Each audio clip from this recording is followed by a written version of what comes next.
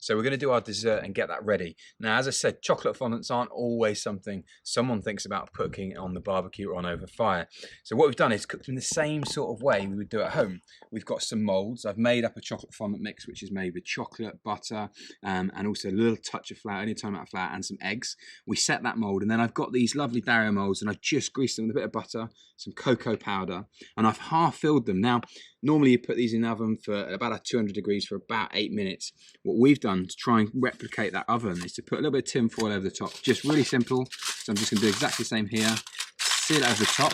Make sure it's nice and tight so that it's got that seal.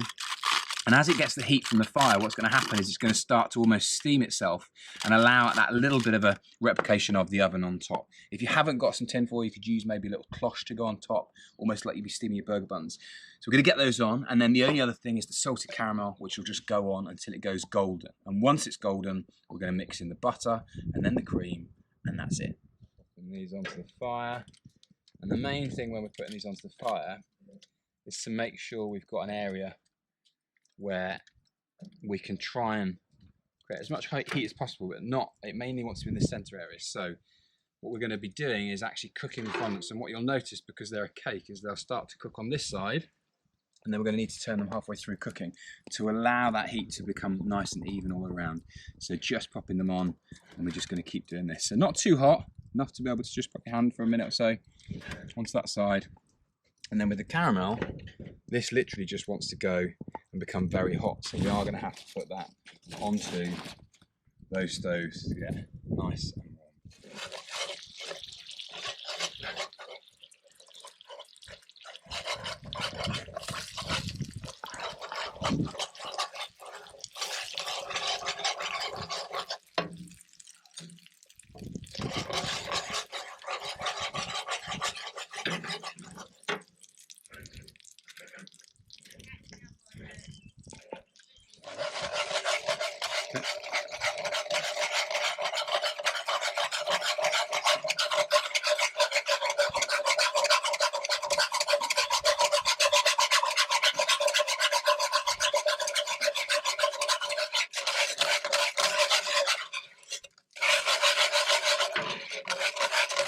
Do our chocolate fondant now. I've just taken the fondant off of the fire, and you can see that it's lovely soft, it's puffed up, and I've taken the tin foil off there. We're going to just finish it with a little bit of whipped cream, which we're going to, this is a lovely local Morley milk double cream, and I've got some damson puree, and the damsons, rather than trying to stone them, I just literally reduce them down.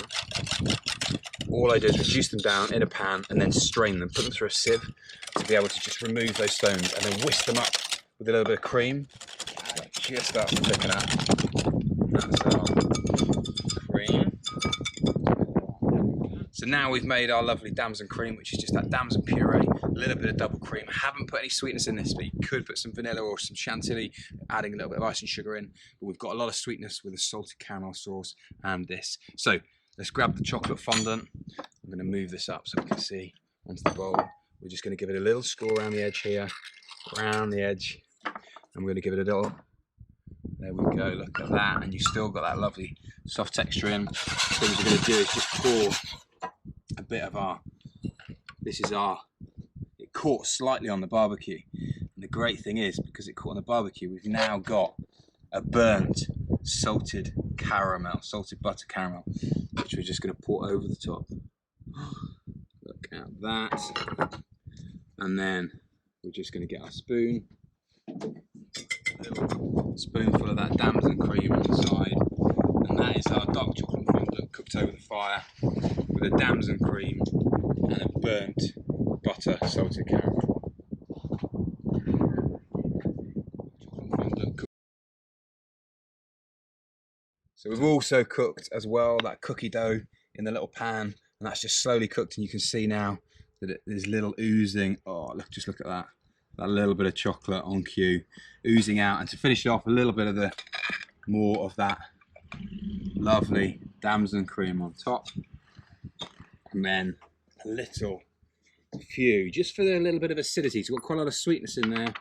Just a few of these little pickled underripe blackberries, which, remember, we use, of course, in a savoury dish, but also works really well in that sweet dish to give us a bit of extra flavour and almost a little bit of crunch as well there.